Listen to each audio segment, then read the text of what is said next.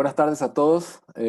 Bienvenidos a esta charla que vamos a tener sobre finanzas personales, sobre principios de finanzas personales y finanzas familiares. Antes que nada, me quiero presentar rápidamente. Bueno, mi nombre es Raúl.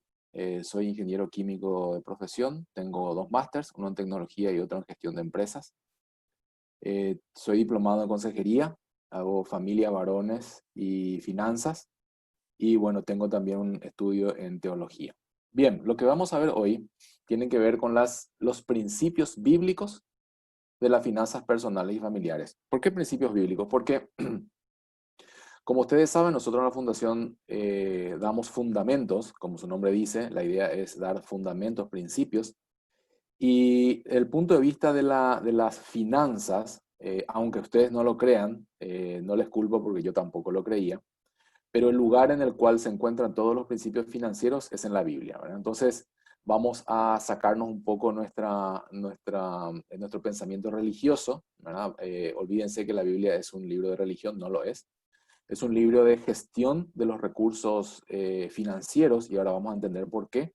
Y, digamos, vamos a aprender un poquito sobre qué nos dice este manual de vida sobre el manejo del dinero y de los recursos materiales. Entonces, primero vamos a entender que la capacidad de decidir y no la casualidad es lo que determina nuestro destino financiero. O sea, no es culpa, digamos, de la sociedad, del gobierno, de la situación económica, Henduca, Yuresaba y Laporte, no. En realidad tiene que ver con la capacidad que nosotros tenemos de gestionar, de decidir sobre nuestros recursos.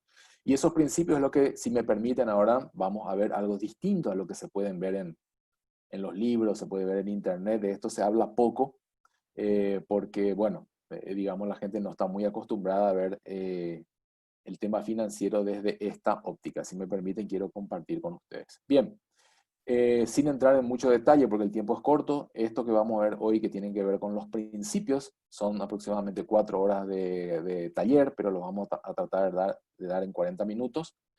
No voy a leer todo lo que hay acá, sino que simplemente comentar.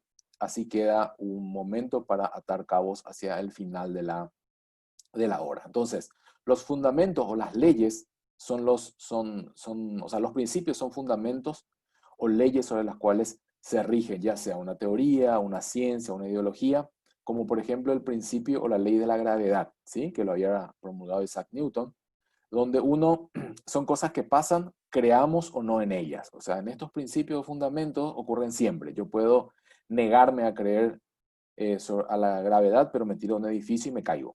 O sea, esto no tiene que ver con que si yo creo o no. O sea, un súper creyente o un súper ateo se caen igual, dependen de su masa y multiplicado por la aceleración de la gravedad, esa va a ser la fuerza con que impacta contra el suelo, ¿verdad? Entonces, estos son principios que ocurren siempre. Entonces, yo voy a tratar de compartir algunos principios bíblicos con ustedes. Nuestro comportamiento financiero tiene que ver qué hacemos nosotros con el dinero, cómo somos cuando tenemos dinero. Cuando tenemos dinero en el bolsillo, cuando tenemos dinero en el banco, cuando sabemos que tenemos ahorro, cuando sabemos que tenemos deuda, se van modificando nuestro comportamiento personal. Se llama nuestro comportamiento financiero. Pero muchas veces nosotros cometemos errores porque simplemente no sabemos, ¿verdad? Entonces ahora la idea es compartir algunos de ellos. También es importante recalcar y entender que los tiempos han cambiado. Antes la vida era mucho más lenta, se permitían ciertos errores que hoy ya no se permiten. Hoy, digamos, es mucho más rápido la vida. Fíjense en los dibujitos. Antes nosotros jugábamos metidos en una bolsa o soplábamos burbujitas de jabón. Hoy ya esas cosas no existen, ¿verdad? Hoy si no le das una pantalla a un chico, crisis total en la casa, ¿verdad? Entonces, han cambiado las cosas, la forma en con la cual aprendemos es distinto, ¿verdad? Entonces, también hay que reconocer que los tiempos han cambiado. El dinero en nuestra vida impacta de tres maneras, en el ser, en el hacer y en el tener. Nosotros desde la fundación nos enfocamos, como dijo Isaías, en el ser, porque el ser es lo que nos lleva al hacer y el hacer nos lleva al tener. O sea, si yo, para que yo tenga ahorros, tengo que gastar menos de lo que gano, y si yo gasto más de lo que gano, voy a tener deudas, ¿no? Entonces, Si yo no quiero tener más lo que tengo, si no me gusta la situación en que estoy, yo tengo que hacer cosas diferentes. El problema es que es fácil decir, pero no hacer. ¿Por qué? Porque hay que modificar el ser. O sea, si yo soy una persona ambiciosa, que gasto un dinero que no tengo en cosas que no necesite para vivir la vida de una persona que ni conozco ni le importa tampoco mi vida, entonces es como que yo vivo en una situación en la cual hago cosas que me hacen tener como consecuencia otras cosas. No sé si se entiende. Yo voy rápido. Me gustaría que por ahí compartan opiniones, consultas, preguntas. Voy a ir preguntándole a Isaías en el chat. Me gusta compartir. Les invito también a ver el video anterior que está en la página de YouTube de la fundación. Ahí está un poco lo que es previo a esto, que es lo que tiene que ver en las finanzas. Entonces, es importante, me interesa conocer sus preguntas, sus opiniones, y la idea es salir conociendo esto y no que yo les dispare toda la ametralladora, porque esto va a ser una serie, ¿sí? Hoy vemos los principios, el jueves vemos lo que tiene que ver con cómo gestionar un presupuesto personal y familiar, luego cómo salir de las deudas, manejo de tarjeta de crédito, ahorro, inversiones, y por último un ping-pong de preguntas y respuestas, que eso creo que va a ser lo más lindo al final del mes. Isaías, ¿tenemos algo? Todavía no tenemos nada. Bien, genial, entonces seguimos. Los mensajes culturales. A ver, el dinero sí trae la felicidad. Hay mucha gente que dice que no es feliz porque no tiene dinero, ¿verdad? Entonces, esto es un mensaje cultural muy poderoso. Puedes tenerlo todo. También esto mucha propaganda, mucho comercial sobre esto. También de que nunca es suficiente. Esto me pasa mucho en consejería. Las personas que ganan 5 millones o ganan 10 o 20 vienen con el mismo problema. Nunca le es suficiente lo que ganan. El que gana 5 con un 300 más estaría feliz. El que gana 10 con 1 millón estaría bien, y el que gana 20 con 2 millones estaría bien. O sea, siempre un 10% más es lo que le falta a todos, ¿no? Gaste sin control, total, cuando se acaba el dinero se acaba. Así que hay personas que piensan que es una batalla a ver quién gasta todo primero. Entonces se compite para ver quién llega a fin de mes con el cero más grande, que también es un problema, ¿verdad? Es un problema con el ser. Nadie puede tener nada sin deudas, firmado su financiera amiga. Estas son las campañas de los bancos, las financieras, que te dicen, mira, si no trabajas con los bancos, si no te adeudas, no sos nadie en el sistema financiero. Mentira. Yo también puedo ser alguien si es que pongo mi dinero para que trabaje en el sistema, ¿verdad? Y tengo derecho a tener todo lo que quiero. Yo estoy de acuerdo con esta expresión. Sin embargo, faltan dos partes. La parte inicial, que tiene que ver con las obligaciones. Si primero cumplo mis obligaciones, tengo derecho a tener todo lo que quiero, pero voy a vivir con las consecuencias de ellas, ¿sí? O sea, si yo quiero tener algo y no tengo el dinero y me endeudo, voy a tener deudas y voy a vivir con esa consecuencia arrastrándolo.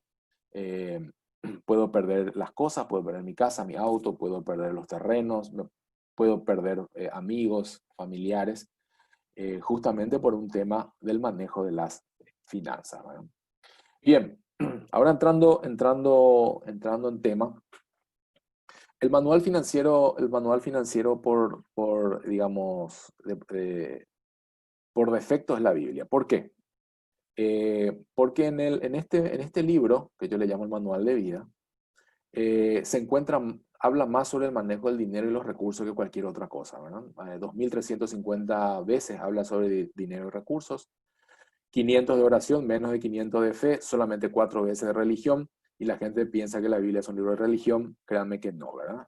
Jesús habló 16 de sus 38 parábolas con respecto a la gestión de los recursos. ¿Y por qué? ¿Por qué esto? Porque digamos, el manejo de los recursos y el manejo del dinero es lo que más nos saca paz. Y el que no esté de acuerdo con esta expresión, por favor que me ponga, no, a mí no me ponga, me saca más paz mi esposa o mi esposo, ¿verdad? Pero eso no vamos a hablar ahora, esa es otra capacitación. Pero con el tema del dinero, el dinero es lo que esclaviza a las personas. Lo que piensan que la esclavitud se abolió, yo les puedo asegurar que no. Hay mucha gente, según el Banco Central, 37% de la población está en deuda, ¿sí? Está en deuda, muchos de ellos morosos ya, muchos de ellos en Inforcom, y esas personas son esclavos, ya no pueden hacer nada, ya no son libres. ¿Por qué? Porque cualquier cosa no tenés Inforcom, no podés, tenés Inforcom, no tenés Inforcom. Uno va a trabajar, lo primero que te mira es Inforcom. Entonces, digamos, es como que uno está esclavizado y te saca paz. Hay gente que no puede dormir por culpa del dinero. Entonces uno se convierte en un esclavo del dinero, ¿ok?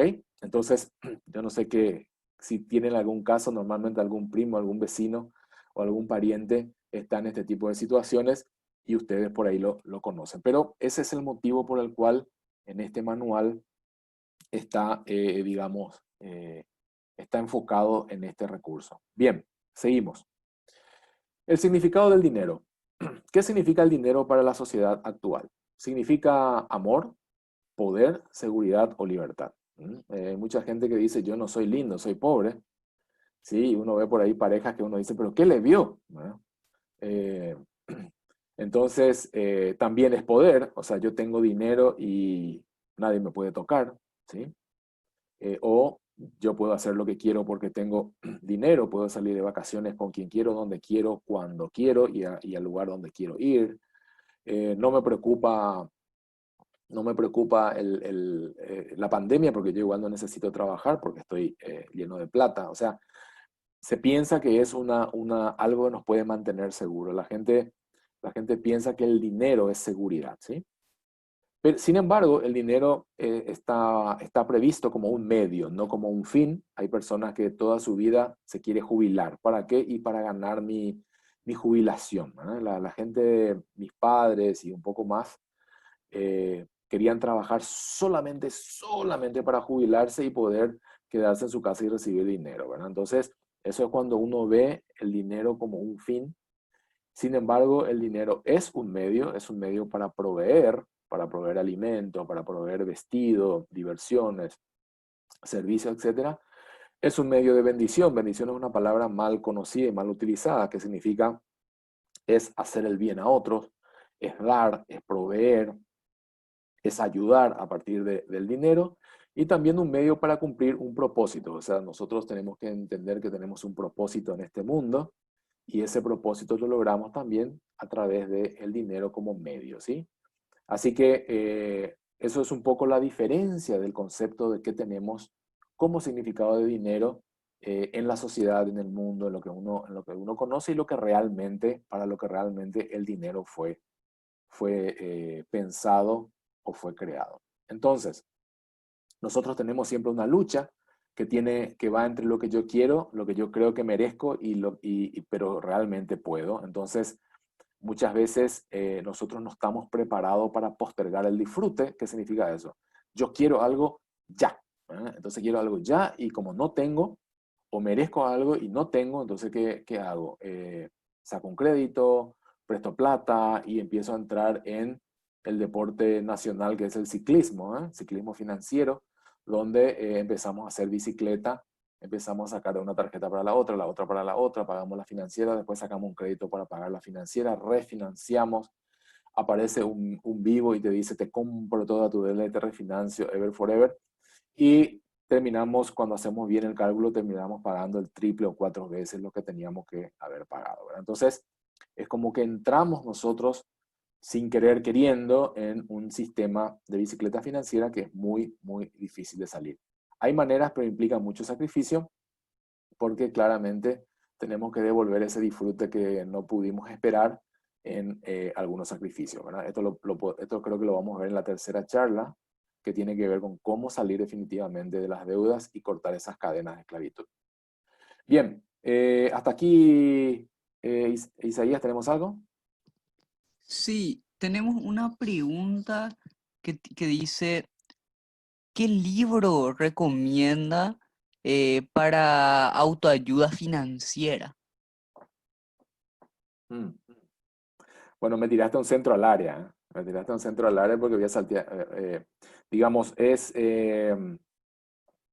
hay muchos libros, hay también en internet mucho material para finanzas personales.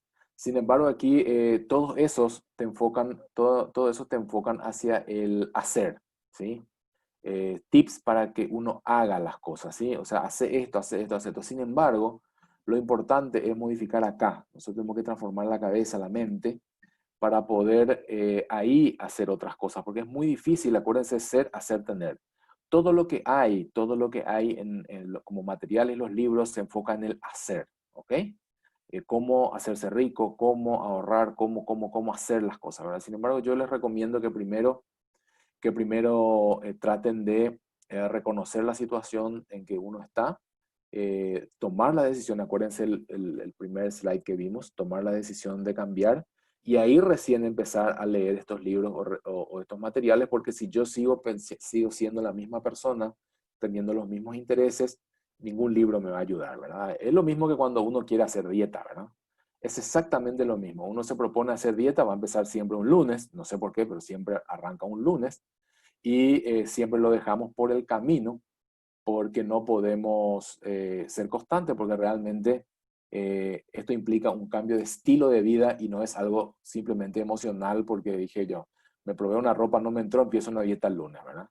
Pero el martes ya me olvidé y miércoles ya, y sigue igual, ¿verdad? Entonces, esto es lo mismo, implica una transformación en la mente, en el ser, para poder realmente que no me importa lo que piensen los otros, que no me importe vivir la vida de otros, que no me importe tener algo que yo realmente no lo merezco, ¿verdad? Hoy yo veo personas que compran celulares de 6 millones de guaraníes y su salario es 4, y son celulares y utiliza solamente para mandar mensajes ni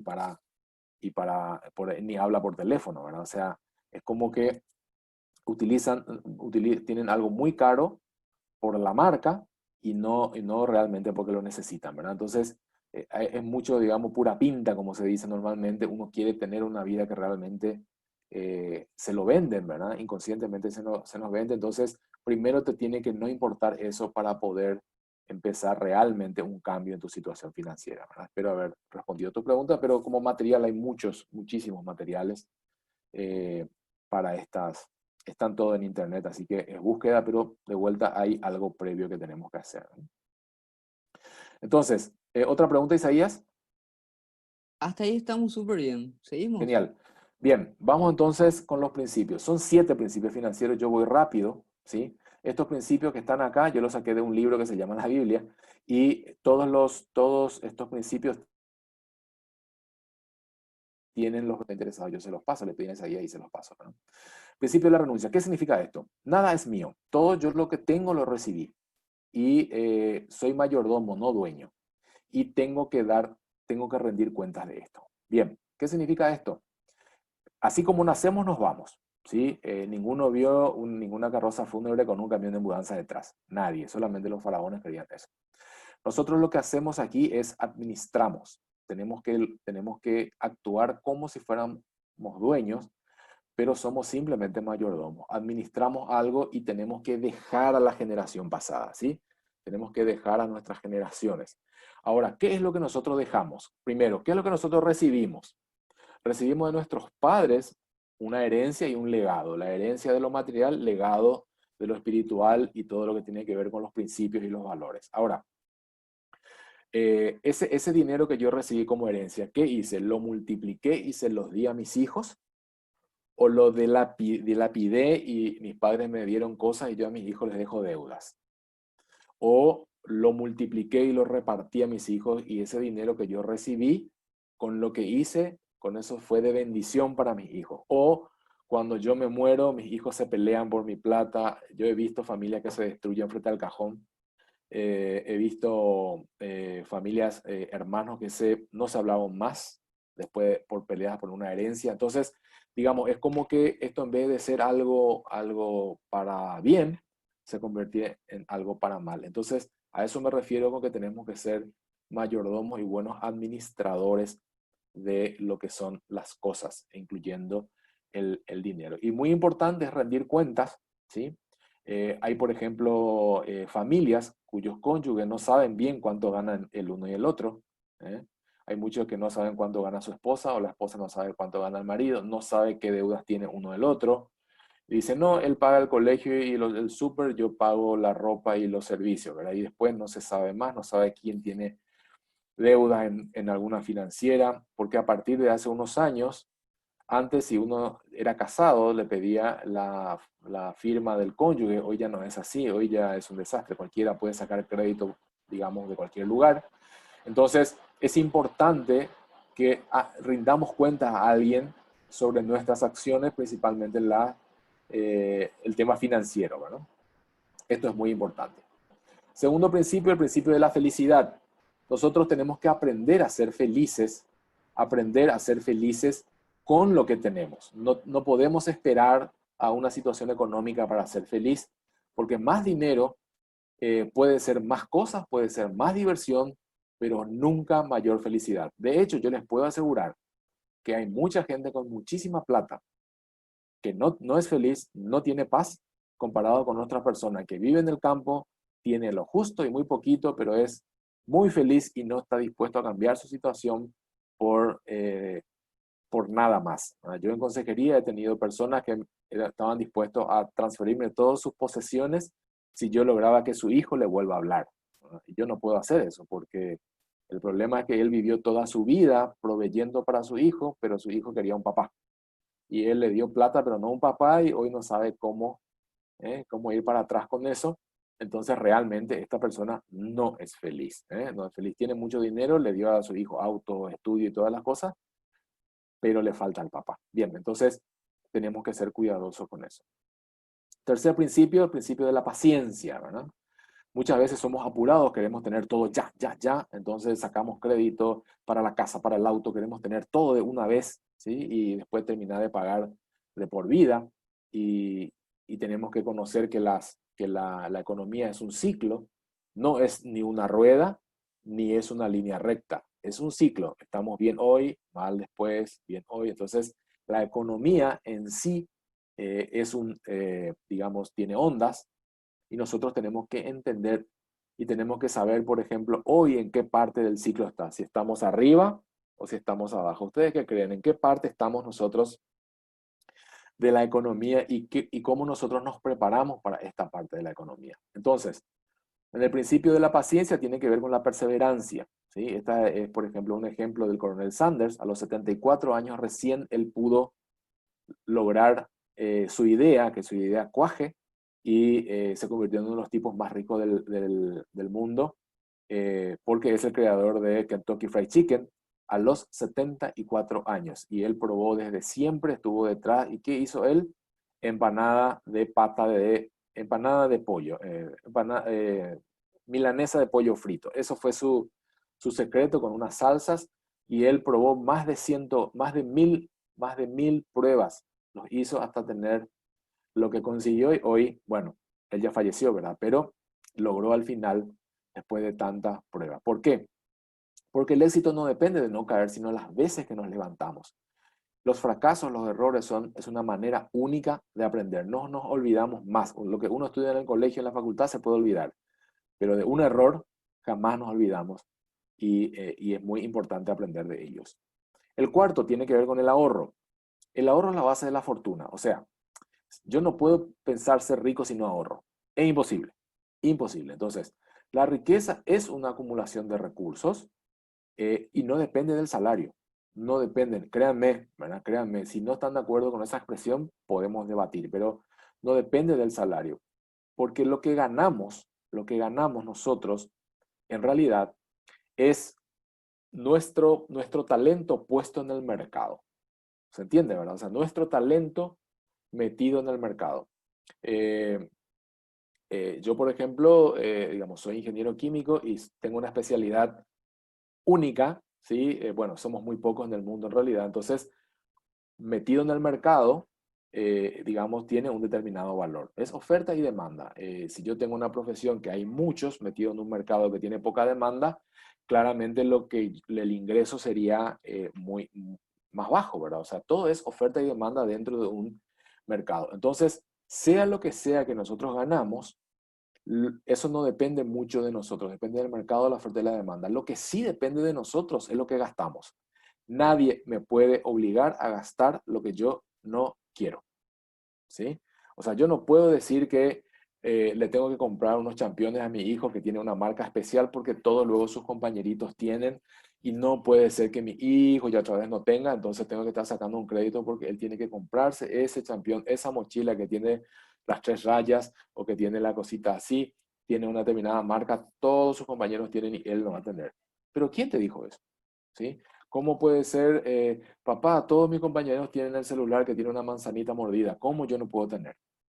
Pero ¿quién te dijo que tenés que tener? Entonces, es como que lo que sale de nuestro haber, lo que sale de nuestro sistema, depende de nosotros. ¿Quién te dijo que tenemos que tener Netflix? ¿Quién te dice que tenemos que tener un televisor con pantalla HD super mega? O sea, doy ejemplos, ¿verdad? Pero lo que nosotros sí podemos manejar son los gastos, pero el ingreso es más fijo, ¿sí? Yo muchas veces me estoy enfocando en cómo ganar más y no me enfoco en cómo gastar menos. Yo en mi familia, mi esposa es mi colega, ella también es ingeniera química, pero ella se encarga de la administración del hogar. ¿Por qué ella se encarga de la administración del hogar? Porque ella es más inteligente que yo y ella sabe manejar, es muy inteligente y maneja de una manera espectacular y gracias a eso que nosotros tomamos un plan financiero cuando nos casamos. Yo tenía 28 años y tengo 50, no parece, ya lo sé, pero tomamos eso y yo a los 45 años dejé de trabajar. O sea, trabajamos los dos un tiempo, luego mi esposa se dedicó a administrar lo que yo ganaba y hoy, a partir de los 45 años, hace 5 años, ni mi esposa ni yo trabajamos, ¿verdad? Y eso aplicando principios bíblicos. No lo sabía porque yo había tomado el libro de Robert Kiyosaki, Padre Rico, Padre Pobre. Después cuando estudié teología me di cuenta que todo lo que está ahí está en la Biblia, así que por eso enseño estas cosas. Pero en realidad el objetivo es que yo pueda, o sea, como familia, tratar de salir lo más rápido del mercado laboral. ¿Por qué? Porque hay otras personas que quieren entrar ahí. La cantidad de trabajo es fija. La gente dice, es que no hay pobre igual a trabajo, no hay trabajo, no hay trabajo. Claro, no hay trabajo, el trabajo es fijo. Lo que pasa es que hay muchas personas que se quedan en el trabajo y nunca salen del trabajo. ¿Por qué?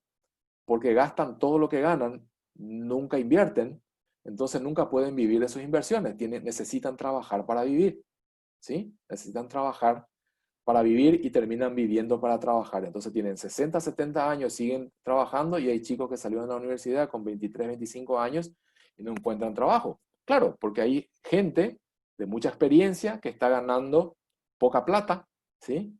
Y perdura en un trabajo, nunca deja el puesto porque no puede dejar de trabajar, ¿sí? Trabaja hasta que se jubila hasta el final de los tiempos. Entonces, por eso es muy importante el tema de la gestión del trabajo y por eso también es importante entender que el ahorro es la base de la fortuna y no solo eso, sino también es la base de las inversiones. Yo solamente puedo invertir lo que ahorro. Yo no puedo llamarle inversión a plata que saco de un lugar y lo quiero poner en otro y no me da, por ejemplo, el balance de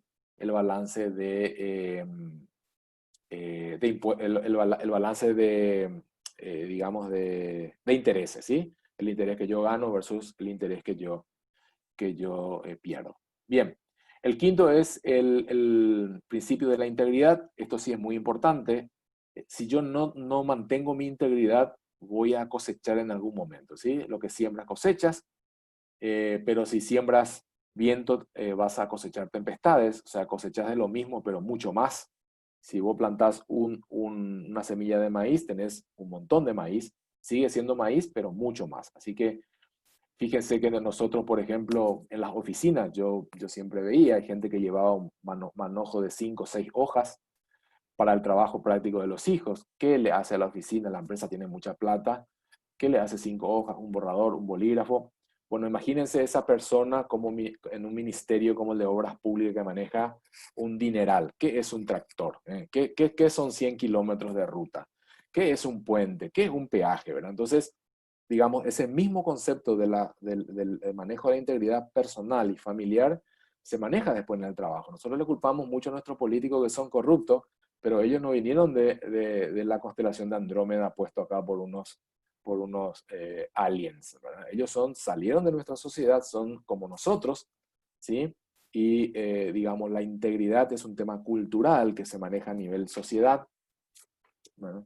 Entonces, de esa misma persona que nosotros le llamamos políticos corruptos, después le vemos y nos sacamos foto con ella y levantamos nuestro face, ¿verdad? Entonces, se entiende un poco cómo funciona estas cosas y tiene que ver mucho con el principio de la integridad. La integridad es aquello que hacemos sin que nadie nos vea y digamos, esto es lo que nos trae al final, por más que vivir en integridad muchas veces cuesta, ¿sí? Porque el de al lado por ahí no es íntegro y empieza a tener cada vez más recursos, cada vez más dinero, cambia su estilo de vida, pero tarde o temprano, si no es a él, será a sus hijos, y eso es lo peor que nos puede pasar. El sexto es, el principio del amor y la compasión tiene que ver con el dar. Acuérdense que es mucho mejor dar que recibir, esto está en la Biblia, están Hechos 20:35, y habla sobre que a la persona lo que más le sirve es ser útil.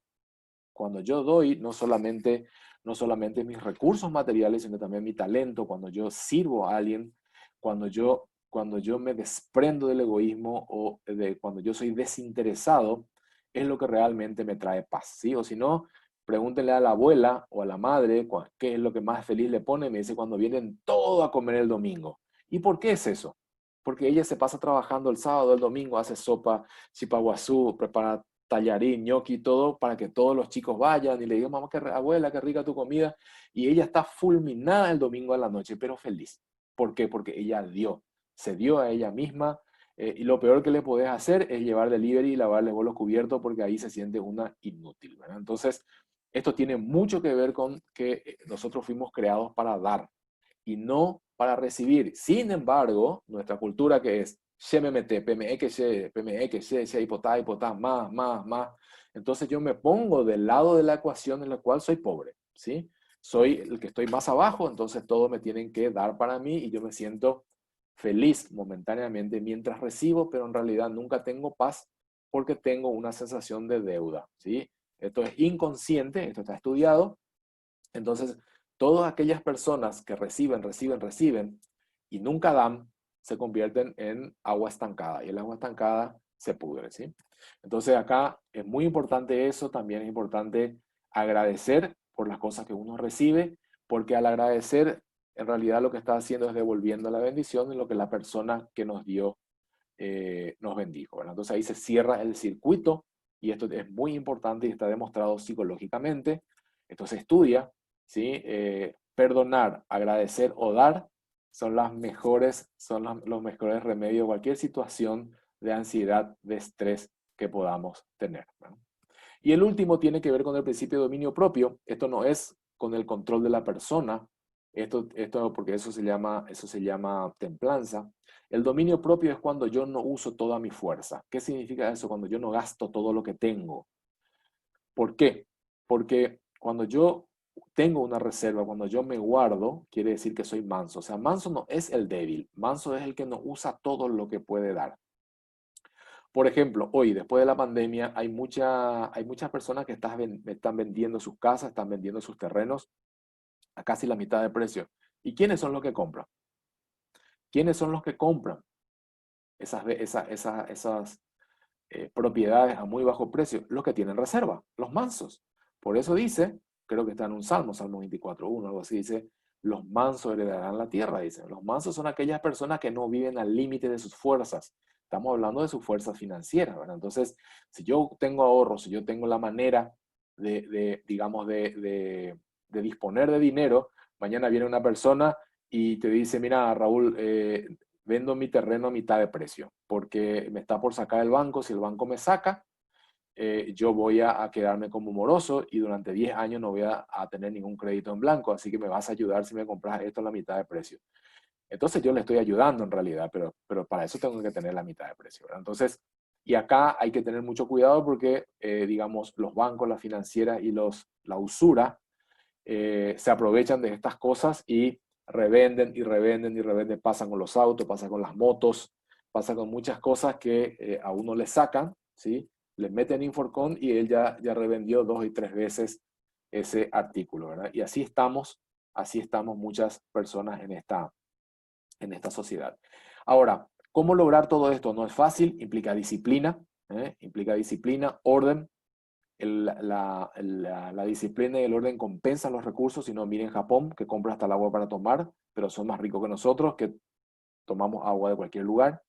Entonces, fíjense cómo ese orden, esa disciplina compensa la falta de recursos. Lo mismo tenemos que entender nosotros. ¿Y cuál es el primer paso? El primer paso lo vamos a ver el jueves, conocer bien nuestro estado contable. Es el primer paso, poder hacer un presupuesto, nuestros gastos mensuales, unificar los gastos y hacer un buen esquema de gastos y un control de deudas. Y en la tercera, la idea es el plan de cómo salir las deudas. Yo le voy a mostrar una receta de cómo salir de las deudas, pero implica ajustarse un poco el cinturón y tomar como un proyecto familiar. Ahora sí, preguntas. Sí, tenemos la siguiente pregunta. Eh, ¿De qué depende el ahorro si no es del salario?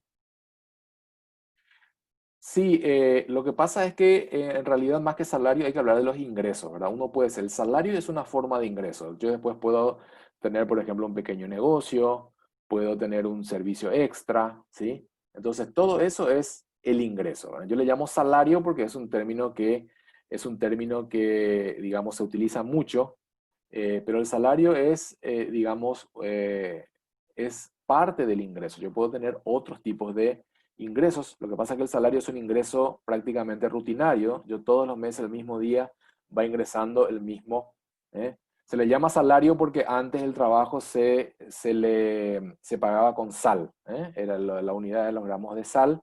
Por eso el salario es el lugar donde se guardan toda la sal para la familia, ¿verdad? Por eso se llama salario. Y apuesto que eso no sabían y aprendieron hoy. Entonces, pero los salarios es parte del ingreso. En general tenemos que hablar, y eso es cierto, tenemos que hablar del ingreso general y no solo del salario.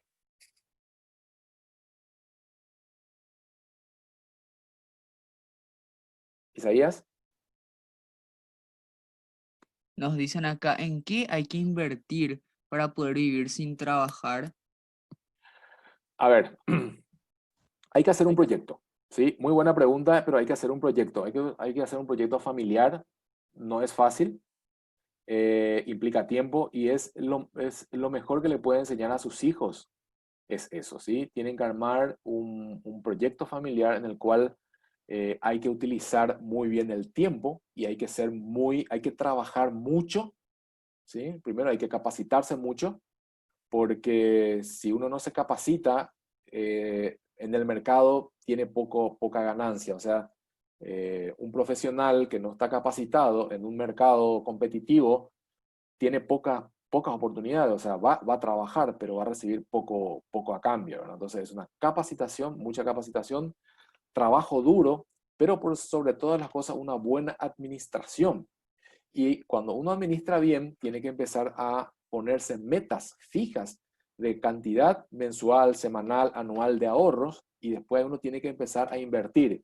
Y lo que gana de la inversión lo tiene que reinvertir y reinvertir y va armando un esquema de inversión en las cuales uno tiene que ponerse una meta. Por ejemplo, la meta nuestra fue, bueno, vamos a invertir cuando mis activos me den lo mismo que mi salario, yo dejo de trabajar. ¿Ok?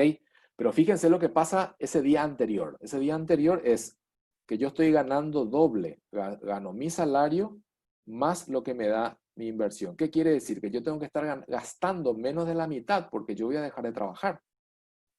Y ese es el tema que yo muchas veces voy ahorrando o voy ganando más, pero voy gastando más. Entonces gasto, y me aparece un imprevisto, y gasto. Entonces yo voy ascendiendo a mi trabajo, pero yo voy gastando cada vez más. ¿Y por qué? ¿Por qué no puedo vivir como vivía antes? Y no, lo que pasa es que, ¿cómo puede ser que? Entonces, digamos, esto tiene que ser un proyecto, hay que ponerse metas fijas y hay que ser disciplinado en el cumplimiento de los objetivos. O sea, si vos te pones como objetivo que tus activos tienen que trabajar para vos, en algún momento vos tenés que dejar de gastar más, porque si no va a ser la gallina y el huevo y la gallina, ¿verdad? Va a ir uno, no, pero por esto, no, pero por esto, entonces yo voy a ir, digamos, necesitando cada vez más, entonces nunca voy a poder trabajar. ¿Se entiende esto, verdad? Esto lo tendríamos que ver en la última sesión, ¿no? Perfecto. Después dice, em, ¿cómo decís la Biblia es el libro principal sobre todos los otros que se conocen como autoayuda? Y claro, porque, digamos, es el manual del usuario, ¿verdad? Es el manual del usuario. Cuando uno se compra una heladera, compra un manual de la heladera y dice no enchufe esto hasta que termine de leer el material, ¿verdad? Nosotros casi nunca leemos el manual, enchufamos, se quema, le llamamos a un técnico, ¿verdad? Bueno, lo mismo pasa con la Biblia. La Biblia está todo lo que nosotros tenemos que saber para vivir, ¿sí? Y no lo sabemos porque no lo leemos, entonces recurrimos a fuentes externas, ¿verdad? Sobre cualquier cosa, díganme cualquier cosa, derecho, derecho penal, finanzas, bueno, finanzas ni qué hablar, pero de cualquier cosa me dan su dirección y yo se los voy a pasar dónde está en la Biblia todo eso, ¿verdad? Y de dónde sacan, ¿verdad? De hecho, Robert Kiyosaki, o por ejemplo, vamos a salir de Robert Kiyosaki, vamos a Warren Buffett. Warren Buffett es el cuarto más rico del mundo. Él es ateo, ¿sí? O sea, en realidad agnóstico. Y él dice, yo no creo en ningún Dios, pero la Biblia lo sigo al pie de la letra, ¿verdad? O sea, hay que despegarnos un poco de la espiritualidad, digamos, que está detrás del manual, sino que hay que, o sea, los hombres más ricos del mundo son principalmente judíos y ellos siguen al pie de la letra principalmente el Tanaj, que es el Antiguo Testamento, ¿verdad? O sea, la idea no es una charla de teología, pero ya que vino la pregunta, yo me explayé un poquito, ¿verdad? Si quieren, podemos hacer un estudio teológico del tema que quieran. Está todo ahí, ¿eh? Está hasta el valor de pi, ¿eh? 3,1416, que es las veces que entra un diámetro en la circunferencia, también está ahí en Segunda de Reyes, si quieren entrar a mirar. Está todo, ¿verdad? Toda la ciencia, etcétera, etcétera. Pero bueno, la idea no es, la charla no es esa, así que no me tienten porque vamos a terminar en Navidad, así. Dice, ¿es correcto hacer un préstamo para capacitarse? Claro, eso es una inversión, ¿sí? Es una inversión. Ahora, si vos me decís, voy a sacar un préstamo para estudiar francés, ¿no? Y yo te pregunto, ¿para qué quiero estudiar francés? Y porque estoy estudiando para chef. Ok, perfecto. O voy a estudiar italiano. ¿Por qué? Porque estoy estudiando violonchelo. Genial, ¿no? Ahora, si me decís, voy a estudiar, quiero estudiar para francés, ¿para qué? Y porque es un idioma romántico. Entonces es un gasto, no es una inversión. O sea, siempre uno tiene que ver el fin, ¿eh? Siempre uno tiene que ver el fin para ver si realmente va a ir subiendo tu caché, va a ir subiendo tu especialización para que uno pueda exigir más al mercado laboral. Eso es una inversión. O si no, es directamente un gasto, ¿verdad? Yo, por ejemplo, estudié meteorología, por ejemplo, ¿verdad? ¿Qué sirve la meteorología para, como ingeniero químico? Nada, pero me gustaba, pero digamos, fue un gasto que hice y listo, estudié meteorología y soy meteorólogo. ¿Para qué? No lo sé. Pero también estudié otras materias que me sirvieron mucho para mi profesión y bueno, así que esa es la respuesta. Depende para qué. ¿Es correcto hacer un préstamo para comprar terrenos? También preguntan.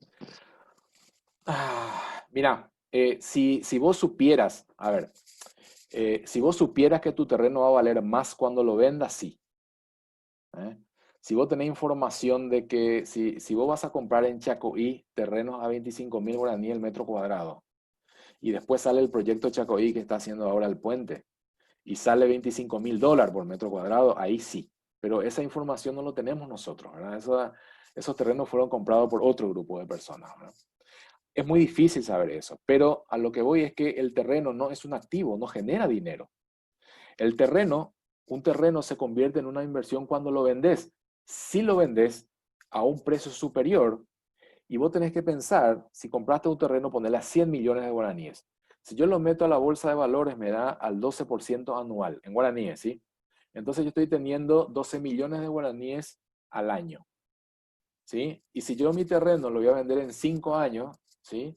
Ese terreno yo tengo que poder sacar por lo menos, tengo que vender por lo menos a 160 millones de guaraníes y tengo que descontar los impuestos, el alambrado, si es que alambré, y la limpieza del terreno, ¿eh? Entonces, todos esos gastos que yo tuve, tengo que ir sacándolo y tengo que descontar de esa plata que yo lo pude. Ahora, si el terreno me dio más de 160 millones en 5 años, neto, es una inversión. Si no, fue un gasto. Perfecto. Después Espero que se dice, entienda. Eso se llama costo de oportunidad de capital, ¿verdad? O sea, hoy toda inversión tenés que comparar con el costo de oportunidad de capital, creo que está en 12,5% hoy. La verdad que te miento el número exacto, pero creo que está entre el 12 y el 13 hoy mismo. perfecto. Dice, porcentaje tope que podemos endeudarnos del salario mensual. Mira, 20%. ¿eh? De hecho, eso es lo que manejan las financieras. Lo que pasa es que no hay como no hay un sistema de información. Uno se va, te piden a vos tus gastos, te dice cuánto ganás y cuánto gastás y uno inventa, ¿verdad? Le pone cualquier número. Con ese mismo papel, con ese mismo cálculo te da la financiera de al lado y ellos no cierran con las otras financieras. O sea, un 20% es el límite superior. Ahora, si vas a sacar un préstamo para comprarte una camionetita que te hace flete y ese flete se paga a sí mismo, eso es una buena inversión. Cuando vos no necesitas trabajar para comprar, para pagar lo que compraste, ¿sí? Porque si vos necesitas sacar de tu trabajo para pagar una deuda, es un gasto, es una deuda mala. O sea, no es recomendable. Por supuesto, si tuviste una emergencia, una enfermedad y no tuviste otra cosa, bueno, en esa parte ahí no hablamos, pero hablamos en el sentido de, por ejemplo, voy a ser un poco antipático, ¿verdad? Voy a ser antipático. Como yo no cobro por esto, puedo ser antipático, ¿verdad? Eh, Saqué un crédito para el 15 de mi hija, ¿sí? Y después de los 15, siempre luego algo sale mal. O la cerveza no está fría, la carne está dura, no me gustó mi vestido, fulanita no se fueron, fulana, no tuve lo que me invitaba. Entonces, uno saca un crédito que es mucha plata, 4 horas, no se le da gusto a nadie y encima te quedaste con la deuda pagando y después le tenés que decir, nena, no te cases hasta dentro de 5 años por lo menos porque ahí vamos a pagar tu 15, ¿verdad? Entonces, digamos, por ahí uno dice, no, pero es necesario hacerle un 15 a mi hija. Sí, claro, es necesario, es una deuda necesaria, pero hay que reconocerlo como eso. Es un gasto, ¿eh? Es un gasto y hay que llamarlo así. Perfecto. ¿Es recomendable ahorrar si se tiene deudas? ¿Pagar deudas o ahorrar un poco? No, no, no. Hay que salir de las deudas ya. ¿Sí? Hay que salir, porque ahorrar y pagar deudas nos estamos engañando al solitario. O sea, salite de las deudas lo más rápido posible. De hecho, si vos tenés ahorro, anda y acortá tus tiempos o subí tus cuotas para acortar los tiempos, utilizá ese ahorro para pagar tus deudas y después, escúchame bien porque acá vas a caer en la trampa, y después vas a ahorrar no solo lo que ahorrabas antes, sino que lo que pagabas en la deuda, porque ya aprendiste a vivir sin esa plata. O sea, vos ya aprendiste a vivir sin los ahorros que estabas ahorrando y ya aprendiste a vivir sin la cuota de tu deuda. Así que esos dos ahora vas a ahorrar porque vos ya aprendiste a vivir así. Porque lo peor que podemos hacer es dejar de pagar una deuda y subir nuestros gastos porque ya tenemos de vuelta plata, ¿verdad? Entonces, ya que aprendimos forzosamente a vivir sin esa plata que implica la cuota de la deuda, aprovechemos después cuando pagamos todo que eso vaya a ahorro. Cuando yo tengo ahorros, yo me puedo ir a comprar, a pelear precio con pago al contado. Sin embargo, si yo me voy a sacar una deuda, si me voy a sacar un crédito, yo estoy postergando el pago y pago muchísimos intereses y las cosas nos salen muy caras. O sea, nunca conviene ahorrar y pagar. Te conviene mucho más utilizar ese ahorro, pagar todo y después empezar a ahorrar todo junto. Lo que tenías ahorrado más lo que usabas para pagar tus cuotas. Así que ahí te agarré, ¿eh? No sé quién hizo la pregunta, pero ahí te agarré. Vamos a ver si lo haces. Después contame si lo hiciste. Sí, dice también, ¿cómo o dónde se aprende en qué trabajar o invertir aparte del trabajo fijo que uno tiene? Y también cuál es el porcentaje promedio para ahorrar. Yo para ahorrar estimo un 10-15% como porcentaje, ¿verdad? Pero la primera pregunta es complicada porque depende de qué sabes hacer, ¿eh? Depende de los talentos, depende de tu don. Eh, Todos tenemos un talento, todos tenemos un don. Yo, por ejemplo, mi talento es hacer cerveza, ¿verdad? Yo soy maestro cervecero de profesión, les digo, casi nunca cuento, pero soy muy hábil diseñando cerveza, o sea, era muy hábil. Hoy ya me retiré, estoy fuera del mercado, pero gané mucho dinero diseñando cerveza. De hecho, muchas marcas que ustedes consumen hoy, eh, asumo, las diseñé yo, las creé yo, ¿no? No voy a decir las marcas, pero son las más caras que hay, ¿verdad? Entonces, esa era mi especialización. Entonces, todos tenemos un talento que tenemos que encontrar nada más para poder desarrollarlo, ¿sí? Perfecto. Y hasta ahí estamos, señor Raúl. Bueno, como ustedes quieran, tenemos todavía 3 minutos, algún comentario, algo más que quieran. Dice, buenas tardes, el tema de tarjeta de crédito. Hoy en día tengo una deuda de casi 2 millones con un banco. Realmente siempre me debitaron el mínimo, pero nunca le di importancia. Mi pregunta es si me conviene pagar de una vez lo que debo o hacer fraccionado el monto. Mira, a ver, a ver, espero ser lo suficientemente enfático. Primero, vas a tener dos problemas graves. Uno, primero, nunca te van a dejar cerrar la cuenta. Anda a cancelar mañana. ¿Sí? Cancelar, no permitas el mínimo. Los bancos premian a la gente que utiliza con los puntos. Bueno, esos puntos, ¿cómo se paga? Eso no sale gratis. Eso se paga con la gente que paga el mínimo, financia esos premios. Entonces, deja de pagarle el premio a otras personas, anda a cancelar tu deuda y trata de cerrar tu cuenta, no te van a dejar, porque los bancos tienen una caracterización de acuerdo al número de clientes en crédito que tienen. Nunca te dejan cerrar porque te dicen, te falta 0,35 guaraníes. Esperan al próximo mes hasta tener por lo menos algo que podés, o si no te dicen, anda a sacar del cajero y vos te vas al cajero y tenés 318 guaraníes y no puedes sacar 318, ¿no? Tenés que irte al cajero con las colas largas, o sea, todo un problema para cerrar la cuenta. Antes de cerrar la cuenta, agarra una tijera bien grande y partí en tantos pedacitos el plástico y no recibas más ninguna tarjeta de regalo ni nada. Cortala, no la uses, cancelada la deuda. Lo que sí es importante es tener una tarjeta, y de esto yo quiero hablar creo que es en la segunda charla, hablar sobre la gestión de la tarjeta de crédito, cómo sacarle el jugo, pero con una nada más.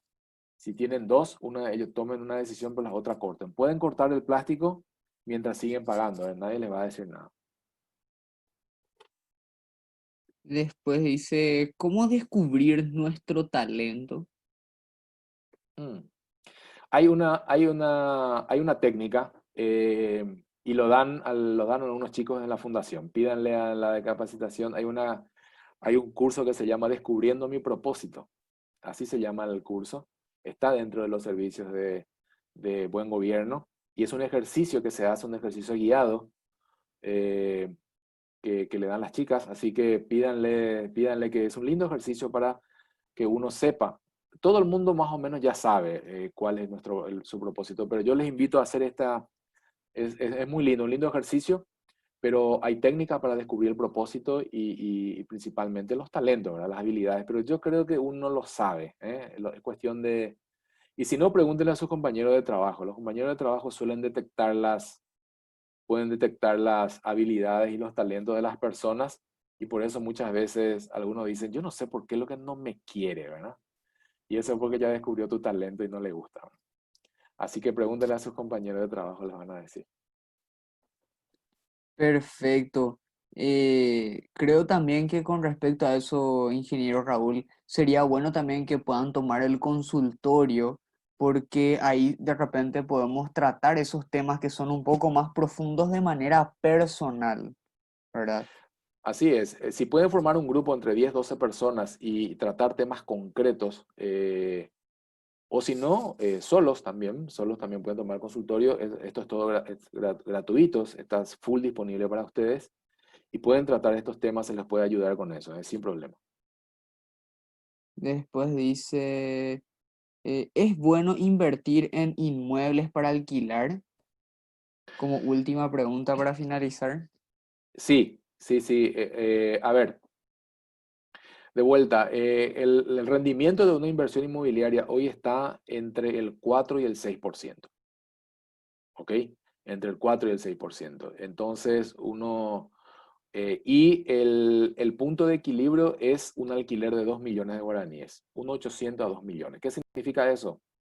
Que yo tengo que calcular que lo máximo que puedo sacar en un buen lugar son 2 millones de guaraníes y un estándar entre 1.500 a 1.800. Vamos a ponerle 1.500 por mes. Entonces yo tengo que hacer el cálculo de 1.500 multiplicado por 12, ¿sí? Para saber el año, hago dividido 0,05 y ahí me da la cantidad que yo tengo que invertir como máximo para que me sea rentable el negocio. Hay mucha gente que invierte mucha plata para hacer cosas que no tienen mucho valor, no pueden alquilar, ¿sí? Y un mes que no puedo alquilar pierdo plata. Entonces hay que hacer bien el cálculo, ¿sí? Hay que hacer bien el cálculo. Eh, de hecho, yo tengo un edificio de 17 departamentos, o sea, yo vivo de eso también, aparte de otras cosas. Y el punto de equilibrio es ese, ¿sí? Mis alquileres están entre 1.800.000 y 2 millones, pero y tuve en cuenta esto para hacer el cálculo. Porque o si no te conviene meter la plata en la bolsa, que te da el 12, ¿verdad? Te da el doble prácticamente que una inversión inmobiliaria, pero tiene otros riesgos, ¿ok? Toda inversión tiene riesgos, acuérdense de eso.